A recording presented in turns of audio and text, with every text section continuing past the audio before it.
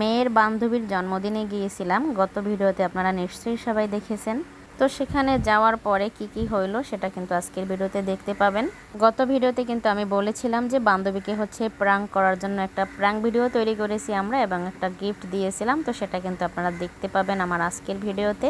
Hello everyone, আসসালামু আলাইকুম, welcome to my new video.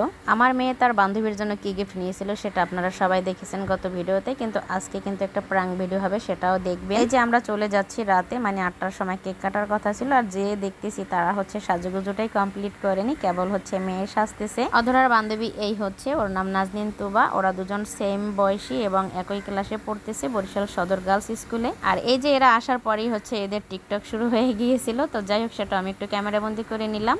আর দেন এরপরে কিন্তু কেক কাটা শুরু হয়ে যাবে। তো বান্ধবীর মা, মানে আমার বান্ধবী, সেও শাড়ি পরেছে। আমি হয়তো ভাবছিলাম আরও কেউ থাকবে, কিন্তু যেভাবে বলেছে সেভাবেই হয়েছে। মানে বাসায় গিয়ে দেখতেছি কেউই নেই, শুধু তার এক বোনের মেয়ে এবং আমরা, আর তার মা, আর তুবা আর ভাই ওর মা।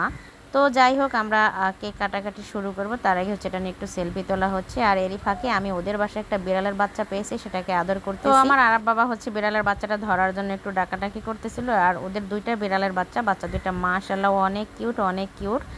যেটাই আপনি খাবেন না কেন সেটাই দিবেন, সেটাই খেয়ে নেবে। যেমন আমরা যখন মুড়ি খেয়েছিলাম তখন ওদেরকে মুড়ি দিয়েছিলাম, ওরা সেটাও খেয়ে নিয়েছে। তো সেলফি, ভিডিও, রিল, টিকটক সবকিছু মিলিয়ে প্রায় 9:30 বেজে গিয়েছে। এখন ফাইনালি কেক কাটা শুরু। আর এই যে দেখেন কেক কাটতেছে আর আমি সেটা ভিডিও নিতেছি। তো যাই হোক, কেক কাটা শেষ। আর বান্ধবীর মা, মানে আমার বান্ধবী, কিন্তু মাশাআল্লাহ দেখতে অনেক কিউট। দেখেন এই যে শাড়ি পরে আছে।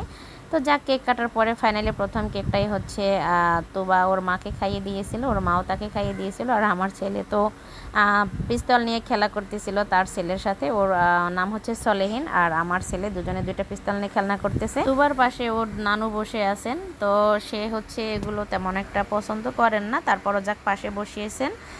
তো লাস্ট পর্যায়ে তুবা সবাইকে এরকম করে কেক খাইয়ে দিয়েছিল। আর এই যে আন্টি, মানে তুবার নানু, সে নাতি নাতনিদের খুবই বেশি ভালোবাসেন। তো যাই হোক, এরপরে কেকটা আমাকে দেয়া হলো কাটার জন্য। তো আমরা বাসায় যে কয়জন ছিলাম সবাই হিসেব করে কেটে নিচ্ছি। কেকটা ছিল চকলেট ফ্লেভারের, মাশাআল্লাহ এতটা সফট আর এতটা মজার ছিল সেটা কি বলবো। তো আমরা যে কয়জন ছিলাম হিসেব করে কেক কেটে নিলাম। মাশাআল্লাহ বেশ বড় বড় পিস করে কাটা হয়েছিল। সলেহিনকে আমি প্রথমে পিসটা দিয়ে দিলাম, তো ও বাটি নিয়ে আসতেছিল, ওকে আমি নেক্সট পিস দিয়ে দেবো। আর এদিকে আমি সবাইকে দেওয়ার পরে দেখি এক্সট্রা একটা বেশি থাকতেছে।